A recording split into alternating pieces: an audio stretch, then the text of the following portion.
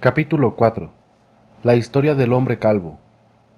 Seguimos al indio por un pasillo sórdido y vulgar, mal iluminado y peor amueblado, hasta llegar a una puerta situada a la derecha, que abrió de par en par.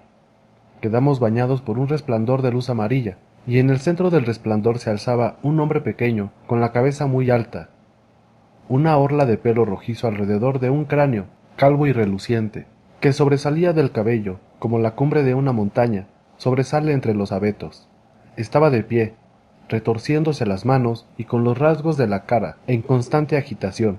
Tan pronto sonreía como ponía mal gesto, pero sus facciones no quedaban en reposo ni un solo instante.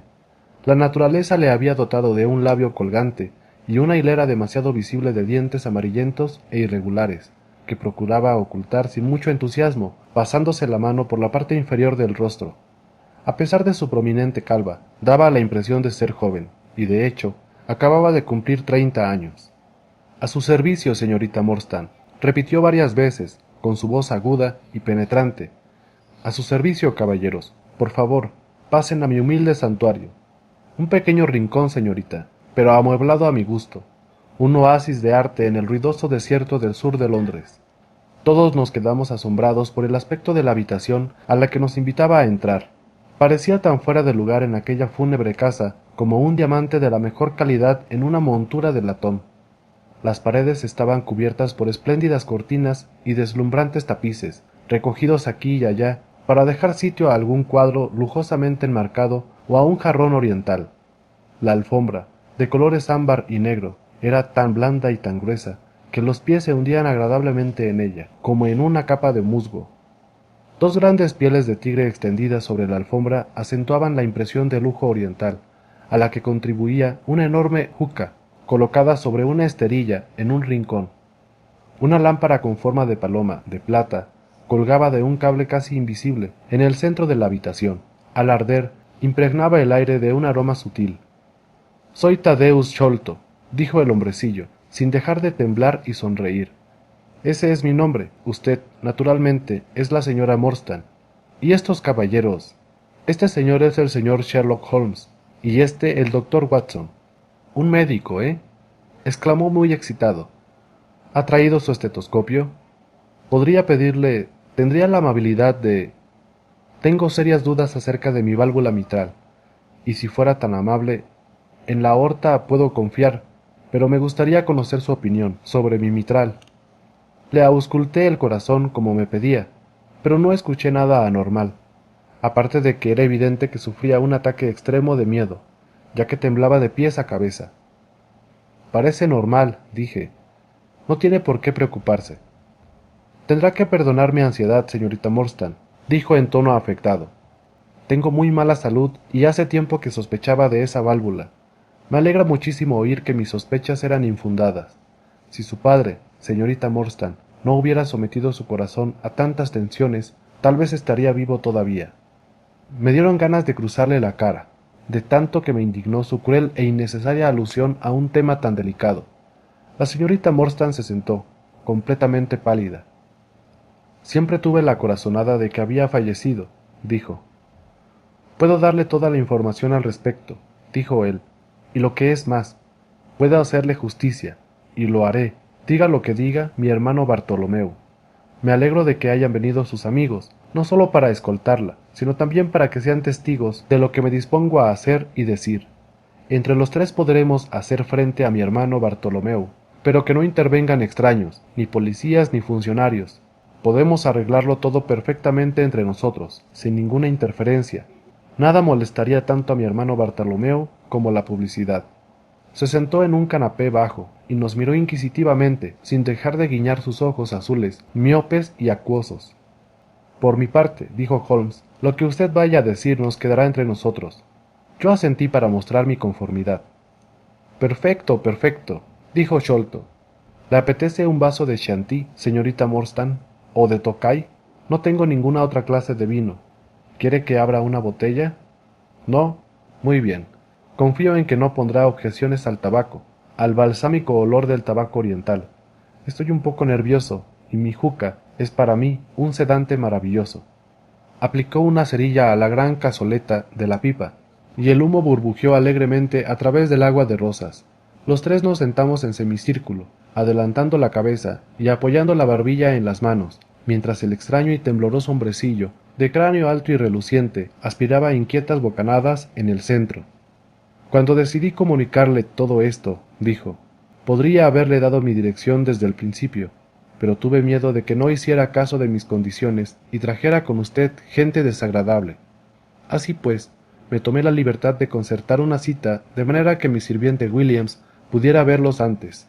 Tengo completa confianza en su discreción y le ordené que, si no quedaba satisfecho, no siguiera adelante. Tendrá que perdonarme estas precauciones, pero soy hombre de costumbres reservadas, e incluso podría decir de gustos refinados, y no hay nada tan antiestético como un policía. Me repugnan por naturaleza todas las manifestaciones de burdo materialismo. Casi nunca entro en contacto con la masa vulgar. Vivo, como usted ve, rodeado de una cierta atmósfera de elegancia.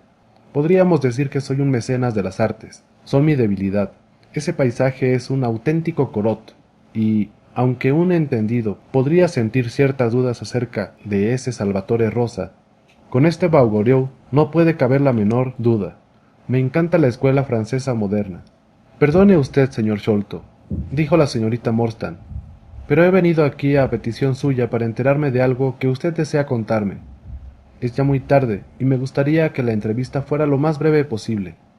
En el mejor de los casos, creo que nos tomará algún tiempo, respondió él, porque, naturalmente, tendremos que ir a Norwood a ver a mi hermano Bartolomeu.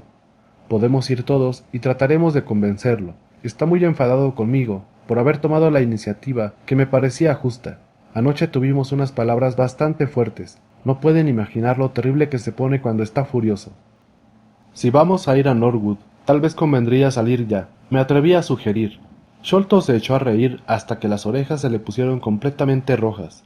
Así no adelantaríamos nada, exclamó. No sé lo que diría si me presentara con ustedes así de repente. No tengo que prepararles, explicándoles cuáles son nuestras respectivas posiciones. En primer lugar, debo decirles que hay ciertos detalles de la historia que yo mismo ignoro. Solo puedo explicarles los hechos hasta donde yo los conozco. Como ustedes habrán adivinado, mi padre era el mayor John Sholto, del ejército de la India. Se retiró hace unos 11 años y se instaló en el pabellón Pondicherry, en Upper Norwood. En la India le había ido bien, y se trajo de allá una considerable cantidad de dinero, una gran colección de valiosas curiosidades y un equipo de sirvientes nativos. Con estos recursos se compró una casa y vivió con todo lujo. Mi hermano gemelo, Bartolomeu, y yo éramos sus únicos hijos. Recuerdo muy bien la sensación que provocó la desaparición del capitán Morstan. Leímos los detalles en la prensa, y como sabíamos que había sido amigo de nuestro padre, comentábamos el caso con toda libertad en su presencia. Incluso participaba en nuestras especulaciones sobre lo que podría haber ocurrido. Ni por un instante sospechamos que él estuviera al corriente del secreto, que sólo él, entre todos los hombres, sabía que había sido de Arthur Morstan. Sin embargo, sí que sabíamos que sobre nuestro padre se cernía algún misterio, algún peligro concreto, porque le daba miedo salir solo y teníamos empleados a 2 luchadores como porteros del pabellón Pondicherry. Williams, el que les ha traído aquí esta noche, era uno de ellos. En sus tiempos fue campeón de Inglaterra de los pesos ligeros. Nuestro padre nunca nos dijo de qué tenía miedo, pero sentía una extraordinaria aversión hacia los hombres con pata de palo. En una ocasión llegó a disparar su revólver contra un hombre con pata de palo, que resultó ser un inofensivo vendedor ambulante que iba de casa en casa. Tuvimos que pagar una elevada suma para silenciar el asunto. Mi hermano y yo creíamos que se trataba de una simple manía de nuestro padre, pero los acontecimientos posteriores nos hicieron cambiar de opinión. A principios de 1882, mi padre recibió una carta de la India que le causó un gran sobresalto. Al abrirla, estuvo a punto de desmayarse en la mesa del desayuno, y desde aquel día estuvo enfermo hasta que murió. Jamás pudimos descubrir lo que decía aquella carta, pero mientras la tenía en las manos pude ver que era breve y estaba escrita con muy mala letra. Desde hacía varios años, nuestro padre padecía de dilatación del brazo, pero a partir de entonces empeoró rápidamente, y hacia finales de abril supimos que no había esperanzas y que quería hacernos una revelación postrera. Cuando entramos en su habitación, Estaba incorporado en la cama con ayuda de varias almohadas y respiraba con dificultad. Nos pidió que cerráramos la puerta y que nos situáramos uno a cada lado de la cama. Entonces, cogiéndonos de las manos, nos contó una historia extraordinaria, con una voz quebrada por la emoción y el dolor a partes iguales. Voy a intentar repetírsela a ustedes con sus mismas palabras. Solo hay una cosa, nos dijo, que me pesa en la conciencia en este momento supremo. Es la manera en que me he portado con la pobre huérfana de Morstan. La maldita codicia, que ha sido mi principal pecado durante toda mi vida, la ha privado del tesoro, cuando le correspondía por lo menos la mitad del mismo, y sin embargo, yo tampoco lo he aprovechado. Qué cosa tan ciega y estúpida es la avaricia. La simple sensación de poseerlo me resultaba tan agradable que no podía soportar la idea de compartirlo con nadie. Ven esa diadema con cuentas de perlas que hay junto al frasco de quinina, pues ni siquiera de eso fui capaz de desprenderme, aunque lo había sacado con la intención de enviárselo. Vosotros, hijos míos, le daréis una parte justa del tesoro, de Agra, pero no le enviéis nada, ni siquiera la diadema, hasta que yo haya muerto. Al fin y al cabo, hay quien ha estado tan mal como yo y se ha recuperado. Voy a contaros cómo murió Morstan, continuó. Llevaba años enfermo del corazón, pero no se lo había dicho a nadie, yo era el único que lo sabía. Cuando él y yo estábamos en la India, por una extraña serie de acontecimientos llegó a nuestro poder un importante tesoro. Yo me lo traje a Inglaterra, y cuando llegó Morstan, aquella misma noche vino derecho aquí a reclamar su parte. Vino andando desde la estación y le abrió la puerta el viejo y leal Lal Chowdar, que en paz descanse. Morstan y yo tuvimos una diferencia de opiniones sobre el reparto del tesoro, y nos cruzamos palabras muy fuertes. En un ataque de ira, Morstan se puso en pie de un salto, y de pronto se llevó la mano al costado, se le oscureció el rostro, y cayó hacia atrás, golpeándose la cabeza contra la esquina del cofre del tesoro. Cuando me incliné sobre él, descubrí horrorizado que había muerto. Me quedé mucho tiempo sentado y medio atontado, preguntándome qué podía hacer. Naturalmente, mi primer impulso fue pedir ayuda, pero me daba perfecta cuenta de que era muy probable que me acusaran de asesinato.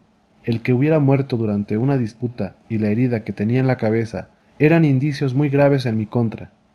Por otra parte, era imposible realizar una investigación oficial sin que saliera a relucir la historia del tesoro, que yo estaba firmemente decidido a mantener en secreto. Él había dicho que nadie en el mundo sabía dónde había ido. Me pareció que no había ninguna necesidad de que alguien lo supiera jamás. Todavía seguía dándole vueltas al asunto, cuando levanté la mirada y vi a mi sirviente, Lal Chowdar, en el umbral de la puerta.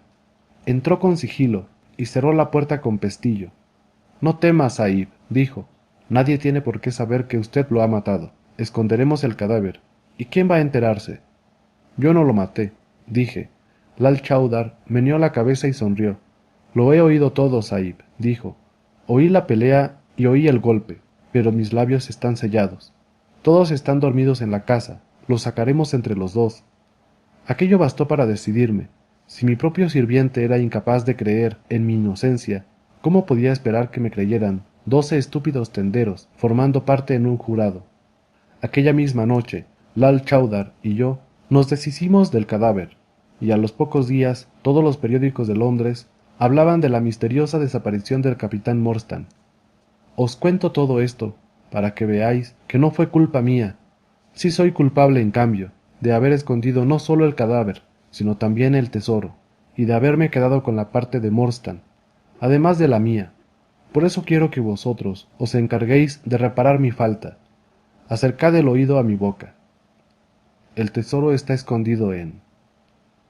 En aquel instante, su rostro sufrió una horrible transformación. Se le desorbitaron los ojos, se le desencajó la mandíbula y gritó, con una voz que jamás podré olvidar: «No le dejéis entrar, por amor de Dios, no le dejéis entrar». Los dos nos volvimos hacia la ventana que teníamos a la espalda, en la que nuestro padre tenía clavada la mirada. Una cara nos miraba desde la oscuridad. Pudimos ver su nariz blanqueada al aplastarse contra el cristal. Era un rostro barbudo, con ojos feroces y crueles, y una expresión de maldad concentrada. Mi hermano y yo corrimos hacia la ventana, pero el hombre había desaparecido. Cuando regresamos junto a nuestro padre, Su cabeza se había desplomado y su pulso había dejado de latir. Aquella noche registramos el jardín sin encontrar ni rastro del intruso, exceptuando una única pisada bajo la ventana, en un macizo de flores. De no ser por aquella huella, habríamos podido pensar que aquel rostro feroz era un producto de nuestra imaginación. Sin embargo, pronto tuvimos una nueva y contundente prueba de que alguna fuerza secreta actuaba a nuestro alrededor. Por la mañana encontramos abierta la ventana de la habitación de nuestro padre. Habían revuelto todos sus armarios y cajones, y le habían prendido al pecho un papel arrugado, con las palabras «El signo de los 4». Jamás supimos lo que significaba aquella frase, ni quién podría haber sido nuestro visitante misterioso. Por lo que pudimos apreciar, no había robado ninguna de las pertenencias de nuestro padre, aunque lo había revuelto todo. Naturalmente, mi hermano y yo relacionamos este curioso incidente con el miedo que había atormentado a nuestro padre cuando estaba vivo, pero sigue siendo un completo misterio para nosotros. El hombrecillo se inclinó para volver a encender su juca y estuvo unos momentos dando chupadas, con expresión pensativa. Todos habíamos quedado absortos, escuchando aquel extraordinario relato. Durante la breve descripción de la muerte de su padre, la señorita Morstan se había puesto pálida como un cadáver, y por un momento temí que fuera a desmayarse. Sin embargo, se recuperó bebiendo un vaso de agua que yo le serví de una garrafa veneciana que había en una mesita. Sherlock Holmes estaba echado hacia atrás en su asiento, con expresión abstraída y los párpados medio cerrados, sobre sus ojos relucientes. Al mirarlo, no pude evitar acordarme de que aquel mismo día se había estado quejando de las vulgaridades de la vida. Por lo menos, aquí tenía un problema capaz de poner a prueba toda su sagacidad. El señor Thaddeus Sholto nos miró a todos, visiblemente orgulloso del efecto que había producido su relato, y continuó, entre chupada y chupada, a su voluminosa pipa. Como podrán suponer, dijo, mi hermano y yo estábamos extasiados por aquel tesoro del que nos había hablado nuestro padre. Durante semanas y meses cavamos y registramos en todos los rincones del jardín y de la casa sin localizar el escondrijo. Era como para volverse loco, pensar que lo tenía en la punta de la lengua en el mismo instante de morir. La diadema que nos había enseñado daba idea del esplendor de las riquezas ocultas. Mi hermano Bartolomeu y yo tuvimos algunas discusiones acerca de aquella diadema. Era evidente que las perlas tenían muchísimo valor. Se resistía a desprenderse de ellas, porque aquí entre nosotros, también mi hermano tiene cierta tendencia al pecado de mi padre. Además, creía que entregar la diadema podría dar lugar a habladurías que, al final, nos meterían en apuros.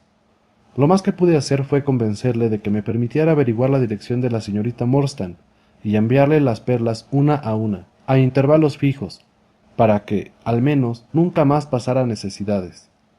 Fue una idea generosa, dijo nuestra acompañante emocionada. Ha sido usted muy amable. El hombrecillo agitó la mano, en señal de negativa. Nosotros éramos como sus albaceas, dijo. Así es como lo veía yo, aunque mi hermano Bartolomeu no acababa de estar de acuerdo. Nosotros teníamos ya mucho dinero, yo no deseaba más. Además, habría sido de muy mal gusto tratar a una joven de manera tan mezquina. Nuestras diferencias de opinión sobre el tema llegaron a tal extremo que juzgué conveniente buscarme una casa propia. Así que me marché del pabellón Pondicherry, llevándome conmigo al viejo Khitmutgar y a Williams, pero ayer mismo me enteré de que había ocurrido un acontecimiento de la máxima importancia. Se ha descubierto el tesoro. Al instante me puse en contacto con la señorita Morstan, y ahora solo nos queda ir a Norwood y reclamar nuestra parte. Anoche le expuse mis opiniones a mi hermano Bartolomeu, así que seremos visitantes esperados, aunque no bienvenidos. El señor Thaddeus Sholto dejó de hablar y siguió temblequeando, sentado en el lujoso canapé. Todos quedamos callados, pensando en el nuevo giro que había adoptado aquel misterioso asunto. Holmes fue el primero en ponerse en pie.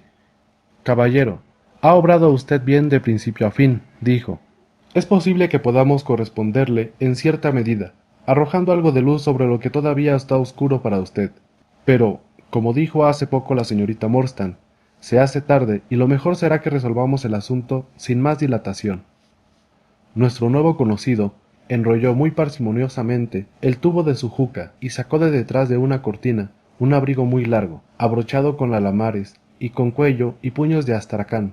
Se lo abotonó hasta arriba, a pesar de que la noche era bastante sofocante, y completó su atuendo, encasquetándose un gorro de piel de conejo con orejas, de manera que no quedó visible parte alguna de su cuerpo, excepto su cara, gesticulante y puntiaguda. «Tengo la salud algo frágil», comentó mientras abría la marcha por el pasillo. «Me veo obligado a vivir como un achacoso». El coche nos aguardaba fuera y era evidente que nuestro programa estaba organizado de antemano, porque el cochero arrancó inmediatamente a paso rápido. Tadeusz Sholto hablaba sin parar, con una voz que destacaba muy por encima del traqueteo de las ruedas. «Bartolomeu es un tipo listo», dijo. «¿Cómo creen que averiguó dónde estaba el tesoro?» Había llegado a la conclusión de que tenía que estar en alguna parte de la casa, así que calculó todo el espacio cúbico de la casa y tomó medidas por todas partes, de manera que no quedara por comprobar ni una pulgada. Entre otras cosas, descubrió que la altura del edificio era de 74 pies, pero que sumando las alturas de todas las habitaciones y dejando margen suficiente para los espacios entre ellas, que verificó haciendo calas, el total no pasaba de 70 pies. Faltaban 4 pies por alguna parte. Solo podían estar en lo alto del edificio, así que abrió el agujero en el techo de yeso de la habitación más alta, y allí, efectivamente, encontró un pequeño desván, completamente tapiado, que nadie conocía. En el centro estaba el cofre del tesoro, colocado sobre 2 vigas. Lo descolgó a través del agujero, y allí lo tiene. Ha calculado el valor de las joyas en $500,000 de libras esterlinas, como mínimo. Al oír aquella gigantesca cifra, todos nos miramos con ojos desorbitados. Si podíamos hacer valer sus derechos, la señorita Morstan dejaría de ser una humilde institutriz para convertirse en la heredera más rica de Inglaterra. Cualquier amigo leal habría tenido que alegrarse ante semejante noticia, pero confieso avergonzado que no me dejé vencer por el egoísmo y sentí que el corazón me pesaba como si fuera de plomo.